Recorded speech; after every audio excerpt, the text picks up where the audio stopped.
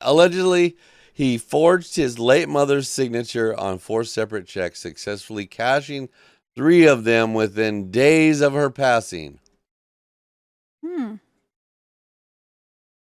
So, authorities were alerted that Frazito's alleged activity 2 months after his mother's death when attempting to cash one unauthorized check for $51,000. Wow, this dude was trying to fucking just take all of the money. $51,000. Further investigation led deputies to discover Franzito had allegedly made numerous unauthorized transactions totaling over $9,000, including a $2,000 transaction via Zelle the day prior to his mother's death. Zale. Zelly? Yeah, Zale. Yeah. Yeah.